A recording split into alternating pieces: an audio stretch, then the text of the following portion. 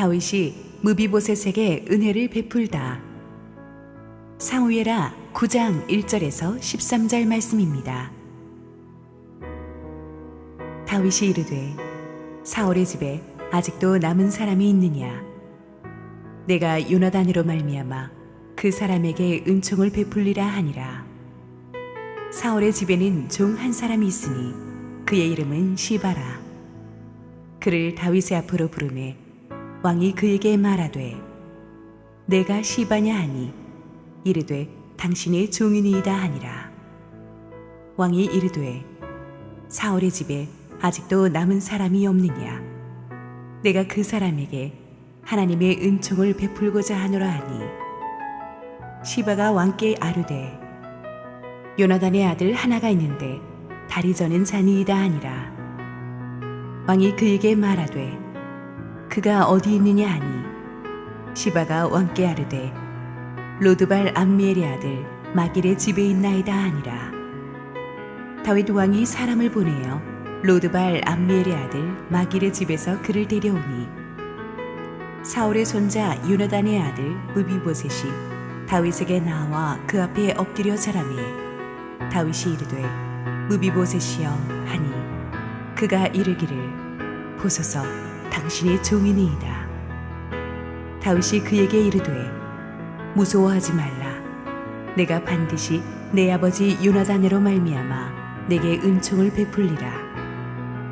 내가 내 할아버지 사울의 모든 밭을 다 내게 도로 주겠고 또 너는 항상 내 상에서 떡을 먹을지니라 하니 그가 절하여 이르되 이 종이 무엇이기에 왕께서 죽은 개 같은 나를 돌아보시나이까 하니라.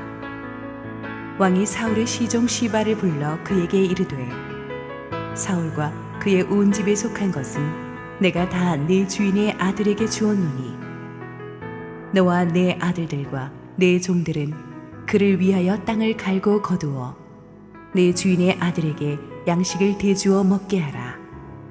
그러나 내 주인의 아들 무비보셋은 항상 내 상에서 떡을 먹으리라 하니라.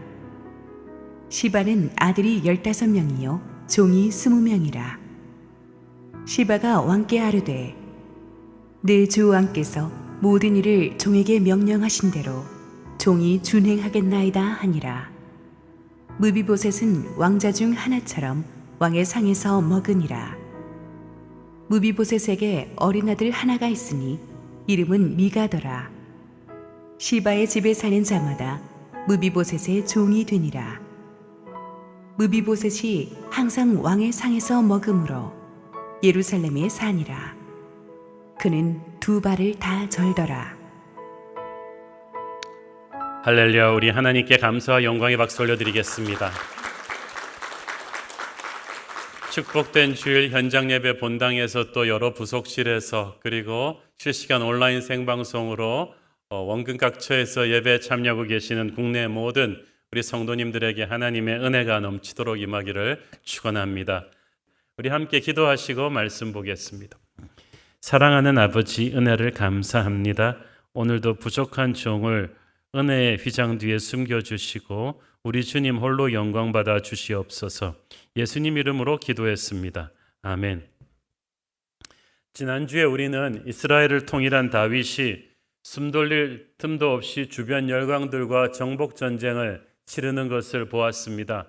10여 년에 걸친 정복 전쟁은 하나같이 힘든 싸움들이었지만 하나님의 도우심으로 다윗은 다 기적 같은 승리를 거두었습니다. 그 10여 년에 걸친 정복 전쟁의 승리를 바탕으로 해서 이제 다윗은 통일 이스라엘 왕국을 단단한 이 기반 위에 세울 수 있었습니다. 사방의 적들을 평정한 뒤에 다윗은 비교적 한가하게 시간을 가질 수 있었고 그의 주변 일들도 정리할 만한 여유가 생겼습니다. 이때 하나님께서 다윗으로 하여금 까맣게 잊어버리고 있던 일 하나를 생각나게 하셨는데 이것은 구약 성경에 나오는 가장 감동적인 은혜의 스토리 중 하나로 됩니다. 본문의 시기는 아마 사울 부자가 블레셋과의 싸움에서 전사해서 다윗이 유다 왕으로 등극한 때부터 적어도 한 17년에서 18년은 지난 때입니다. 이때 다윗의 나이가 정복 전쟁을 거의 다 마무리한 다윗의 나이가 48세 한 49세쯤으로 추정이 되죠. 1절 읽습니다. 다윗이 이르되 사울의 집에 아직도 남은 사람이 있느냐? 내가 요나단으로 말미암아 그 사람에게 은총을 베풀리라 하니라. 다윗이 갑자기 사울의 집에 아직도 남은 사람이 있느냐고 말하니까 모든 신하들이 얼어붙은 듯 긴장했을 거예요. 왜냐하면 고대 근동에서는 보통 새 왕조가 들어서면은 후환을 없애기 위해서 이전 왕조의 왕손들은 전부 죽여버리거나 멀리 귀양 보내는 것이, 노예로 만들어 귀양 보내는 것이 관례였거든요. 하물며 사울은 10년이 넘게 다윗을 죽이려고 했던 왕입니다. 안 그래도 블레셋과의 전쟁에서 사울 왕 부자가 전사하고 남은 사울의 추종자들도 통일 전쟁에서 다 몰락한 뒤로 이미 사울의 집안은 풍지박산이 났어요.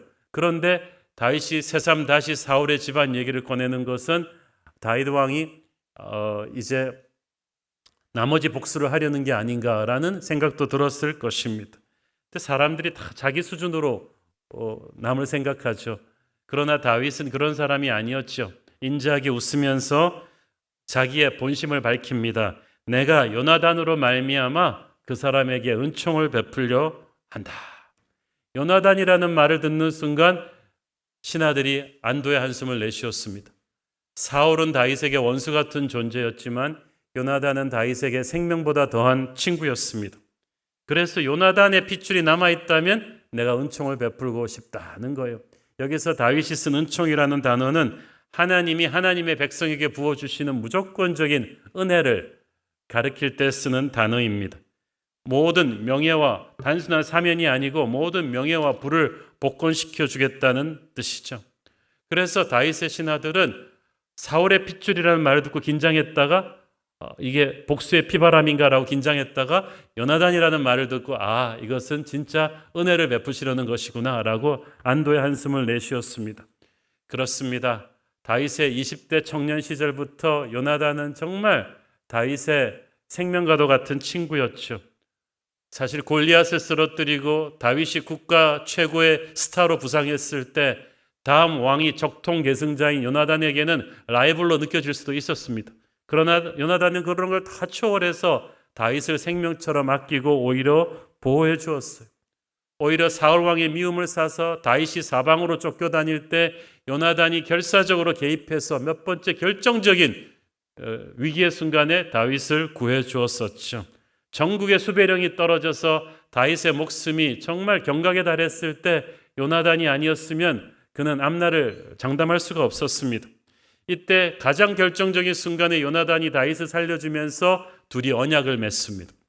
사무엘상 20장 12절 16절 말씀입니다. 요나단이 다윗에게 이르되 이스라엘의 하나님 여호와께서 증언하시거니와 내가 내일이나 모레 이맘때에 내 아버지를 살펴서 너 다윗에게 대한 의향이 선하면 내가 사람을 보내어 네게 알리지 않겠느냐. 그러나 만일 내 아버지께서 너를 해치려 하는데도 내가 이 일을 네게 알려주어 너를 보내어 평안히 가게 하지 아니하면 여호와께서 나 요나단에게 벌을 내리시고 또 내리시기를 원하노라. 여호와께서 내 아버지와 함께 하신 것 같이 너와 함께 하시기를 원하노니. 너는 내가 사는 날 동안에 여호와의 인자하심을 내게 베풀어서 나를 죽지 않게 할 뿐 아니라 여호와께서 너 다윗의 대적들을 지면에서 다 끊어버리신 때에도 너는 네 인자함을 내 집에서 영원히 끊어버리지 말라 하고 이에 요나단이 다윗의 집과 언약하기를 여호와께서는 다윗의 대적들을 치실지어다 하니라. 자, 요나단은 성령의 사람이었습니다.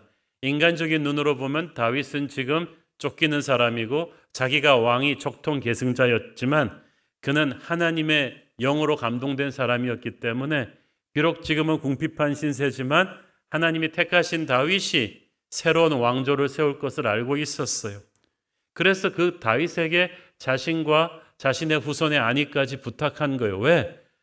아까 말씀드린 대로 고대 근동에서는 왕조가 새로 들어서면 후환을 없애기 위해서 반드시 이전 왕조의 왕손들을 다 죽이기 때문이죠.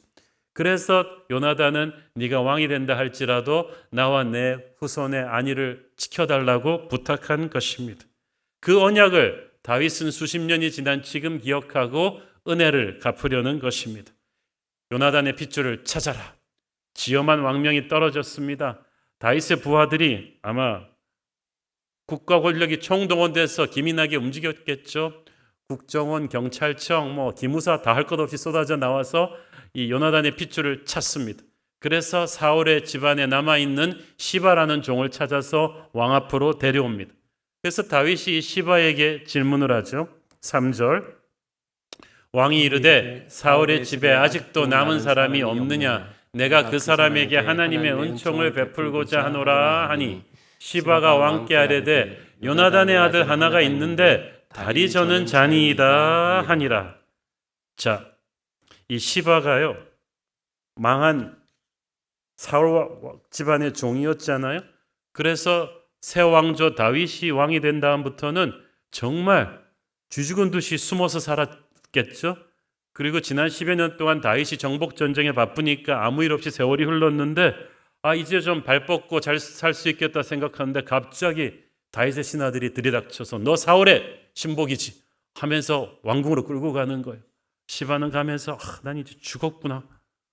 그런데 다윗의 용건은 자기가 아니라 사울의 남은 핏줄을 찾는다는 것이었습니다.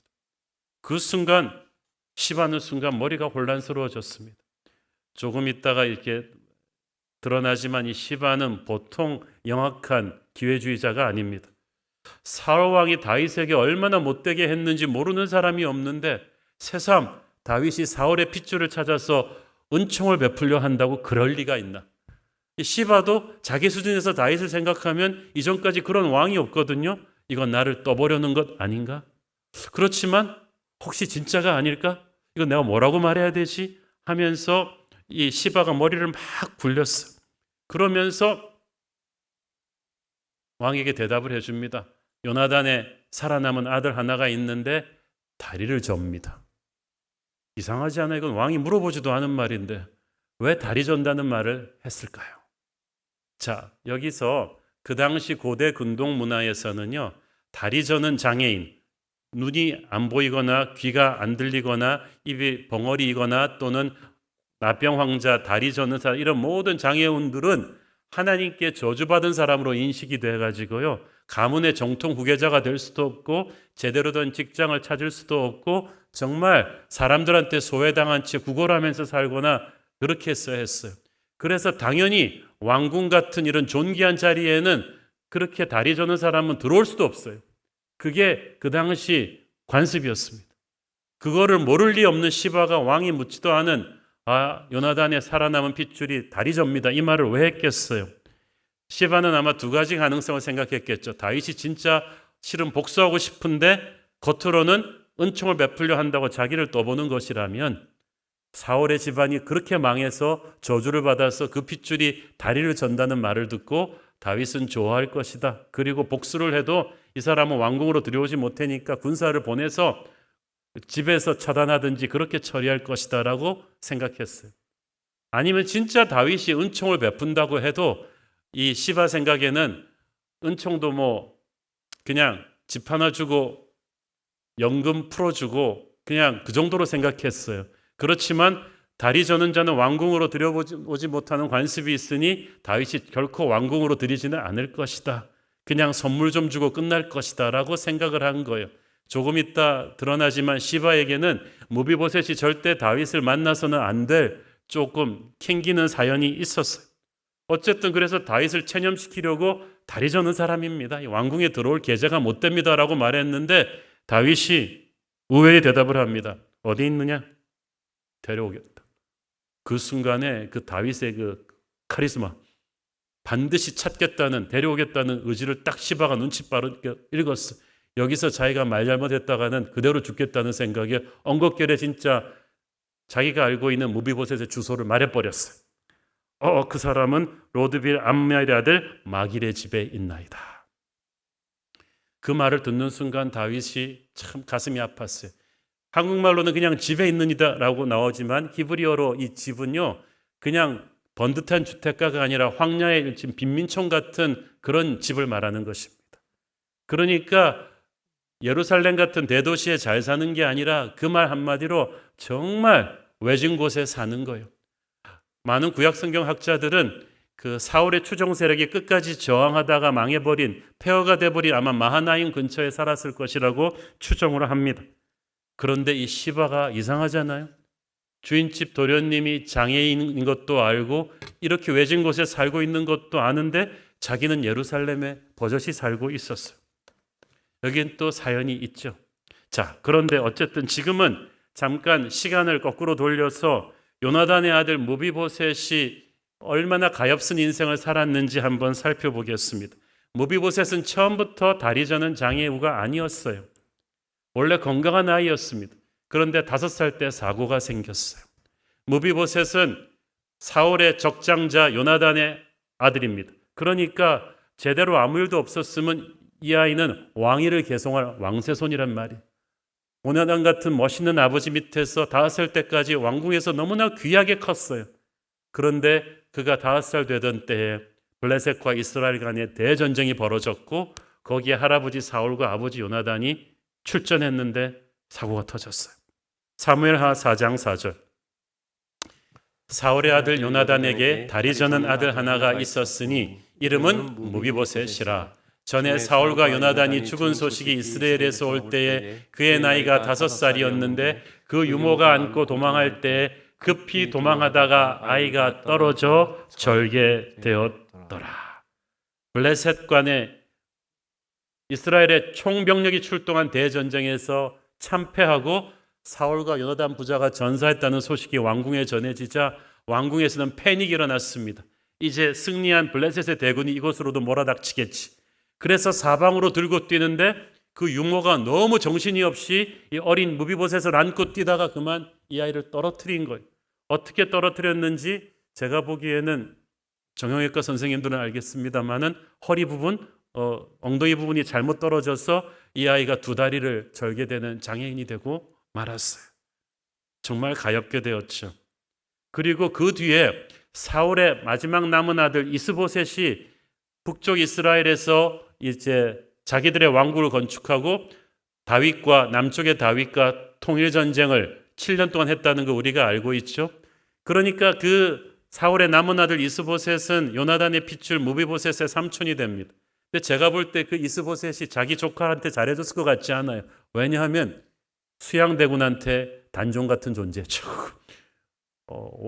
적장자를 놓고 다투기 때문에 그래서 잘해줬을 것 같지 않고 무비보셋은 그래서 그 눈치를 알고 삼촌으로부터도 좀 눈치를 보면서 숨어 살았을 것 같아요.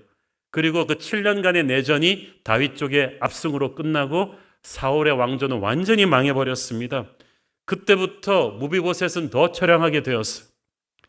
안 그래도 그가 사울의 유일한 남은 핏줄이긴 해도 장애인이기 때문에 그 후계자가 될 수는 없어요. 생활을 당장 걱정해야 돼요.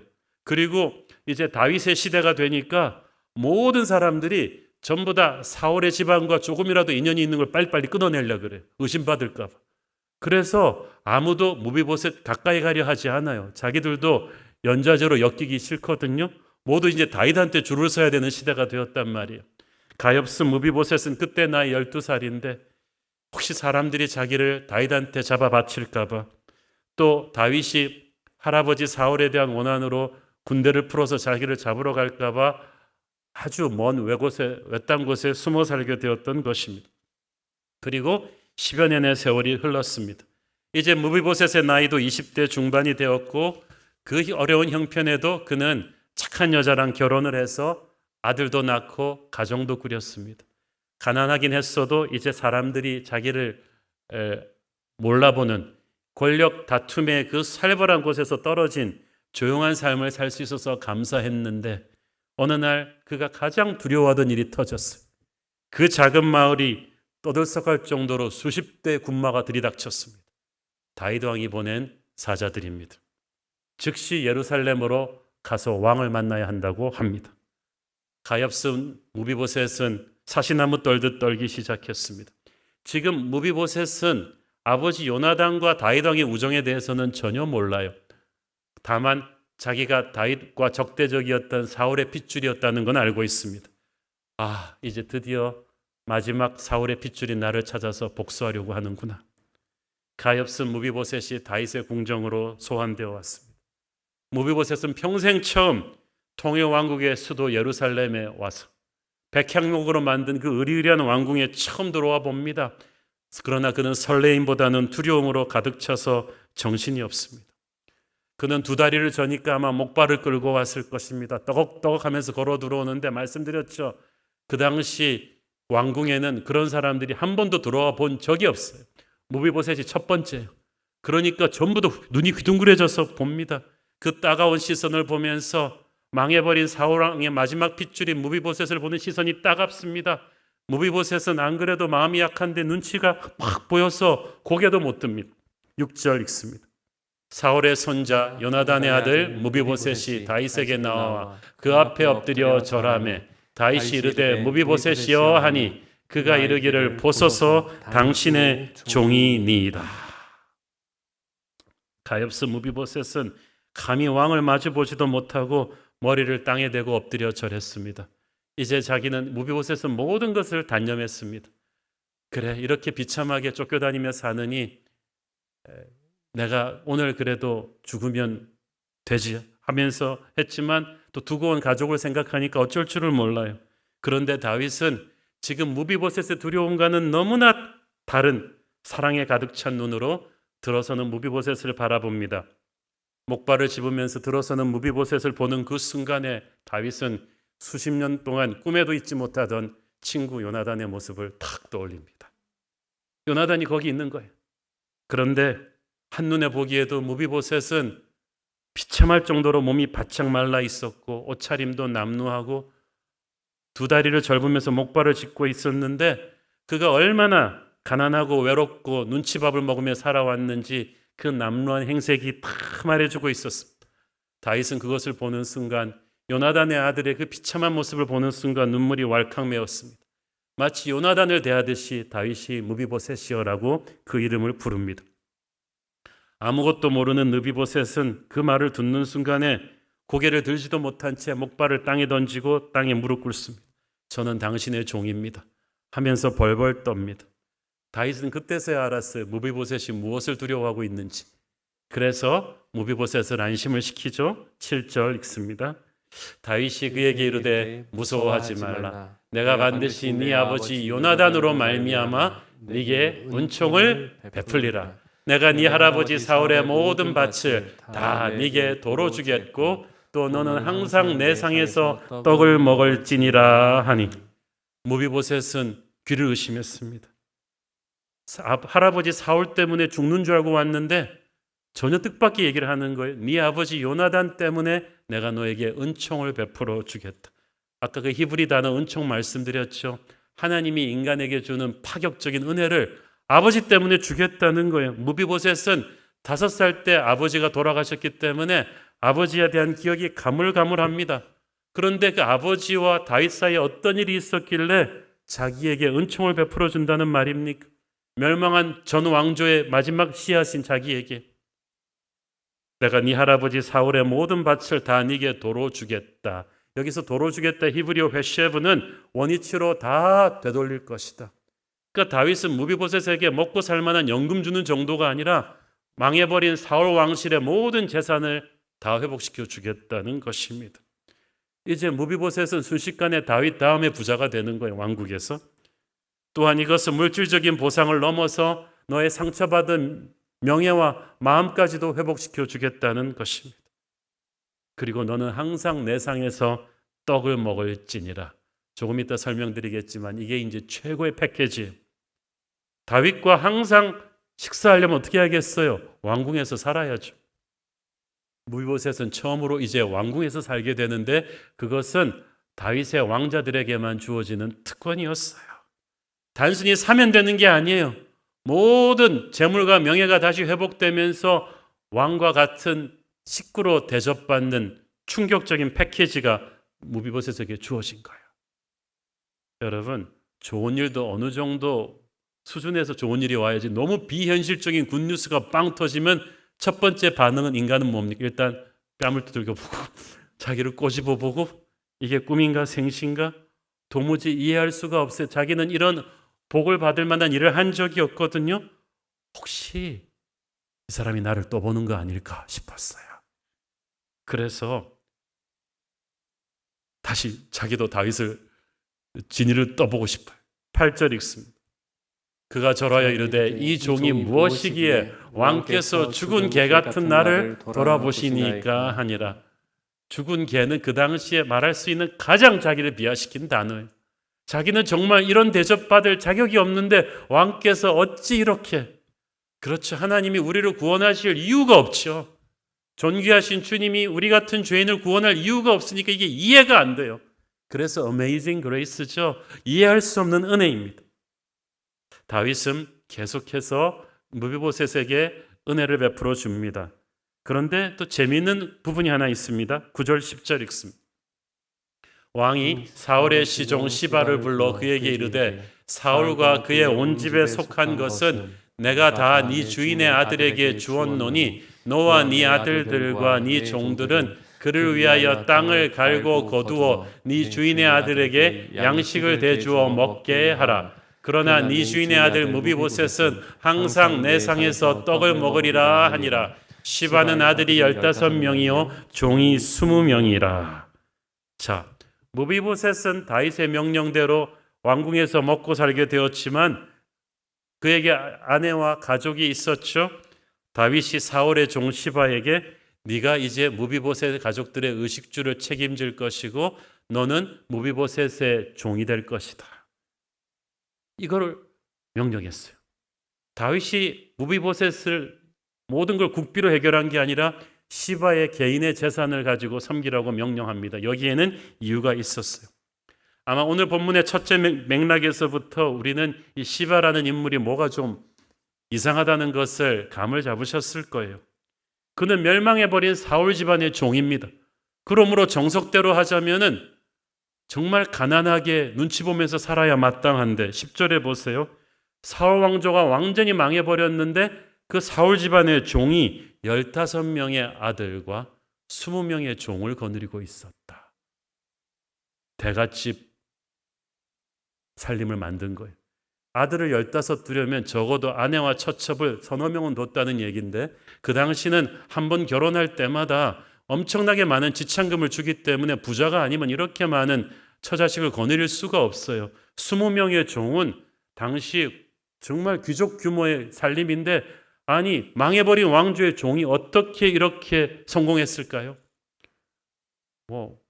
안 봐도 뻔합니다. 약삭빠른 이 시바는 사울 왕조가 망했을 때 그 주인 집안의 재산을 엄청나게 착복한 거죠. 그리고 욕심이 생겼죠. 사울 집안이 완전히 망했을 때 정당한 상속자 무비보셋은 나이도 어리고 절름발이거든요. 그래서 약삭빠르게 자기가 돈을 다 착복해서 부자로 떵떵거리고 살면서 후환을 두려워해서 어린 무비보셋은 사람을 딸려서 정말 예루살렘으로부터 멀리 떨어진 외진 곳으로 보냈어요. 그러면서 그렇게 말했겠죠. 도련님, 사울의 핏줄인 것이 여기 있다가 들통나면 도련님은 꼼짝없이 죽은 목숨이에요. 제가 도련님을 이 예루살렘에서 멀리 떨어진 데서 안전한 곳에 피신시켜 드릴 테니까 사방이 조용해지면 내가 다시 모셔올 테니까 거기서 살고 계세요. 먹을 건 내가 챙겨드릴게. 그리고 나서 정말 안 죽을 정도의 최저 생계비만 보내고 자기는 예루살렘에서 떵떵거리면서 10수년을 살았어요. 자기의 주인집 도련님 무비보셋은 그렇게 외진 곳에서 가난하고 힘들게 사람들로부터 잊혀져서 살았는데 아마 가만뒀으면 무비보셋은 그렇게 평생 잊혀진 채 비참하게 살았을 것인데 하나님은 무비보셋을 기억하셨습니다. 그에게 자비를 베푸셨어요. 그리고 그때까지 주인의 재산을 착복해서 호의호식하던 시바를 다윗이 갑자기 왕궁으로 소환해서 무비보셋을 찾아오게 했어요. 사실 그 시바 덕분에 찾은 건 찾은 거죠. 하지만 그 과정에서 다윗은 이미 신하들을 시켜서 다윗의 정보기관이 이미 어떻게 된 것인지 시바의 스토리를 쫙 조사했겠죠. 이 간악한 시바가 그동안 주인집 재산을 착복하고 요나단의 유산을 착복하고 무비보셋을 먼 지방에 방치한 것을 다 파악했어. 그렇지만 지혜로운 다윗은 시바를 벌하는 대신에 지금부터 무비보셋 가족의 생계를 책임지는 종이 되라고 만들어 버립니다. 오늘 본문을 보면 다윗이 3번이나 연거푸 말하죠. 네 주인의 아들을 섬겨라. 그 말은 무슨 말이에요? 너 이제부터 분수를 알고 살아. 내가 이렇게 극진하게 여기는 무비보셋을 다시 고생시키거나 잘 섬기지 않을 때 네가 어떻게 될 것인지는 알아서 해라는 거죠. 눈치 빠른 인간이니까 정말 알아서 했을 거예요. 그렇지만 이제부터 무비보셋의 인생에는 햇살이 비치기 시작합니다. 12절 보세요. 무비보셋에게 어린 아들 하나가 있으니 이름은 미가도라. 시바의 집에 사는 자마다 무비보셋의 종이 되니라. 시바는 이제 노력한 모든 것이 이제 무비보셋의 소유가 되었어요. 무비보셋의 아들 미가는 훗날 결혼해서 많은 자손을 낳게 되고 요나단의 시바는 그렇게 다시 일어나게 됩니다. 하지만 무비보셋에게 베풀어진 특혜 중에 최고는 다윗의 상에서 평생 함께 식사하는 것이었습니다. 오늘 본문에서 무비보셋이 다윗 왕의 상에서 먹었더라는 말이 3번이나 나오죠. 짧은 성경 구절에서 이게 3번이나 나온다는 것은 이게 그만큼 중요한 거예요. 무비보셋에게 주어진 그 어떤 특혜보다 중요한 것입니다. 왜냐하면 그 당시 문화에서 왕의 상에서 함께 먹는 것은 국가를 방문하는 VIP들에게 주어지는 특권이면서 나라에 큰 공을 세운 신하거나 하지만 항상 먹는 것은 왕자들에게나 주어지는 특권이에요.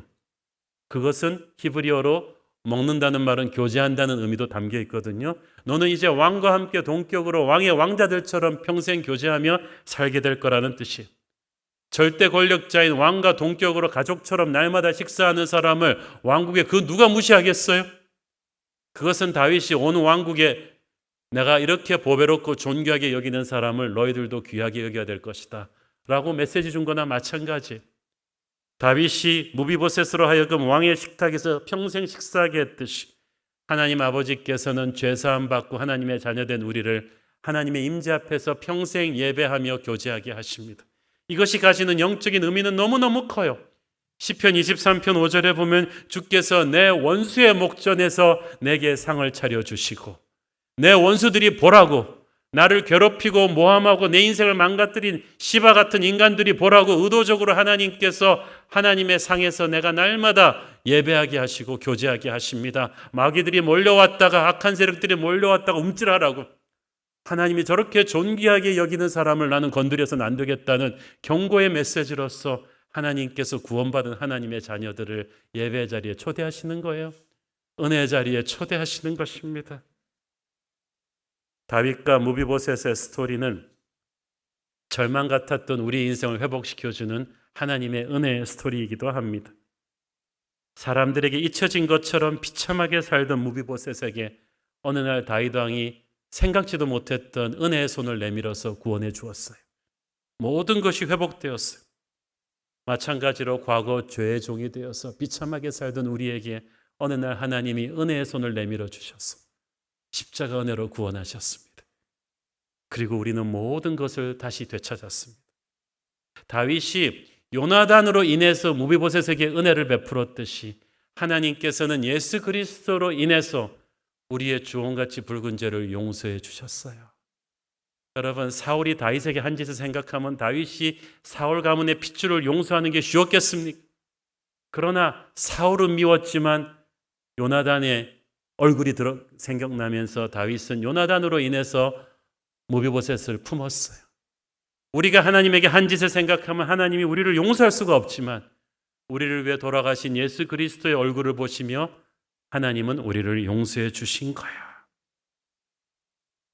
오늘 이 설교를 준비하면서 제 뇌리에 떠오른 분이 한 분이 있습니다. 여러분도 아시겠지만 수년 전에 췌장암으로 돌아가신 강용우 박사님의 스토리입니다. 강용우 박사가 아주 어렸을 때 아버지가 일찍 돌아가셨어요. 그리고 나서 얼마 안 돼서 13살 되던 해에 친구들과 축구를 하다가 날라온 축구공에 눈을 맞아서 그만 실명하게 되었습니다. 아들이 실명했다는 소식을 듣고 어머니는 너무 놀라서 자리에 쓰러지더니 8시간 만에 세상을 떠나셨어요. 그래서 이제 큰 누나 한 분 계시고 강용호 박사 있고 동생 이렇게 남았는데, 큰 누나는 졸지에 천혜구화가 돼서 공장에서 일하면서 어린 삼남매를 거두다가 그만이 큰 누나도 과로사로 세상을 떠납니다.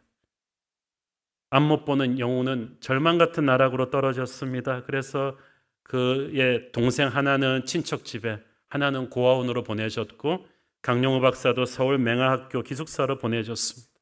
정말 인생이 더 이상 나빠질 수 없을 만큼 나빠졌는데, 그에게 하나님께서 소망의 빛을 비춰주셨습니다. 큰 누나가 세상을 떠나기 전에 얼마나 마음이 아팠겠어요. 엄마 아빠도 안 계시는데 앞 못 보는 동생이랑 두 동생을 또 두고 가야 되니까. 그래서 그 큰 누나가 이 영우의 손을 잡고 당부했습니다. 영우야, 누나가 죽고 나면 불광동에 가면은 천막친 교회가 하나 있는데 거기에 목사님이 많은 병든 자들을 기도로 고쳐주셨대. 너도 가서 꼭 그 목사님 기도를 받아. 그게 불광동의 그 교회가 그 1950년대 말 여의도 순복음교회 초창기에 개척했던데, 판자촌 교회. 큰 누나가 그렇게 숨을 거둔 뒤에 어린 영우는 정말 그 조 목사님한테 가서 기도를 받았는데 그래도 눈이 떠지지는 않았어요. 그런데 영의 눈이 뜨였어요. 하나님을 믿게 되었어요. 그리고 어린 영우에게 하나님의 말씀이 주어졌습니다.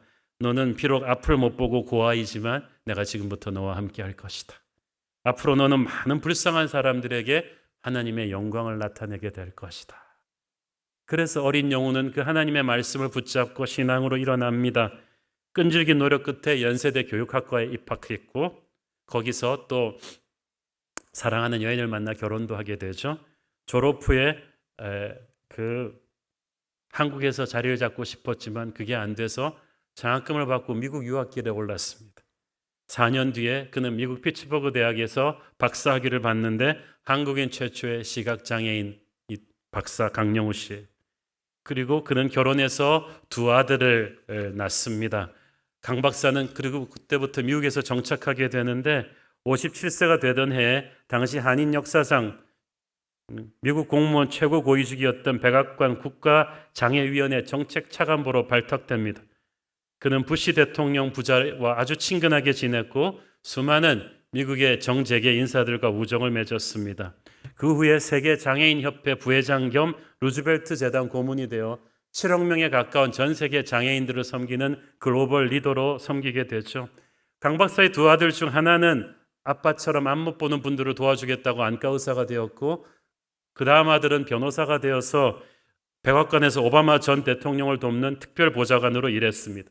그래서 아버지는 부시 대통령, 아들은 오바마 대통령을 보좌하는, 부자가 미 대통령을 보좌하는 그런 고위직에 오릅니다.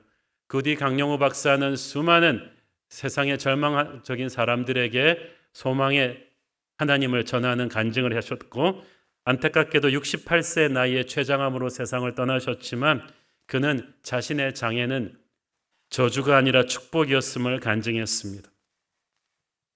살다 보면 우리도 이렇게 자기 잘못이 아닌 남의 잘못으로, 아니 사고 같은 주변 상황 때문에 어쩔 수 없이 인생이 청천벽력 같은 나락으로 떨어지는 때가 있습니다.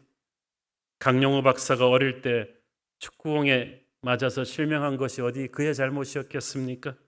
연거푸 부모님과 누나가 돌아가시고 동생들과 떨어져서 세상에 홀로 버려졌을 때 어찌 그의 잘못이었겠습니까? 오늘의 본문의 누비보셋도 그랬어요. 귀한 왕세손으로 살던 5살짜리 아기가 아버지와 할아버지가 같은 날 전사하고 유모의 실수로 땅에 떨어지는 바람에 멀쩡하던 애가 불구가 된 것이 어디 그 잘못이었겠습니까? 그런데 몸이 불구가 된 것도 서러운데 망해버린 왕가의 그 후손이 되어서 모두가 가까이 하기를 꺼려가는 버림받은 존재가 되어서 20년 가까이 죽은 듯이 숨어서 살았습니다. 그런데 또 악한 종 시바의 농간으로 남은 아버지의 재산도 다 빼앗기고 가난하고 외롭게 잊혀진 채 그렇게 버려진 인생으로 끝나는가 싶었는데 하나님은 결코 그를 잊어버리지 않았습니다. 그를 찾아주셨어요.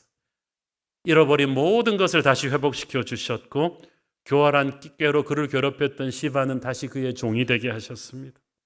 세상이 그를 떨어뜨려서 인생을 망가뜨렸지만 하나님이 그를 기억하고 회복시켜 세워주셨어요.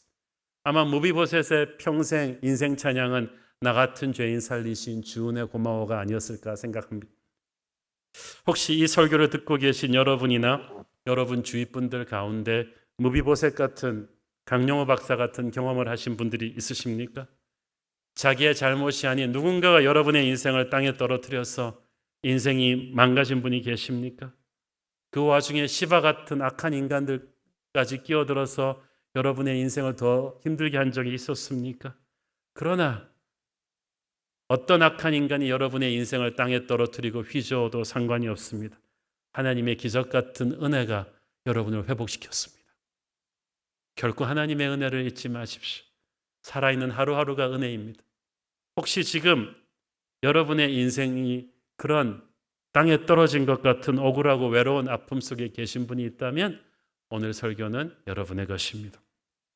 무비보셋을 기억하신 하나님께서, 강영호 박사를 기억하신 하나님께서 여러분을 기억하시고 다시 살려주실 것입니다. 회복시켜 주실 것입니다. 그분의 손을 붙잡으십시오. 그 순간부터 은혜의 문이 열립니다. 어떤 절망 같은 인생도 하나님은 회복시켜 주시는 은혜의 하나님이신 줄 믿습니다. 기도하겠습니다. 사랑하는 아버지, 다윗이 무비보셋에게 베풀어 준 은혜에서 하나님이 우리에게 베풀어 주신 은혜를 생각합니다.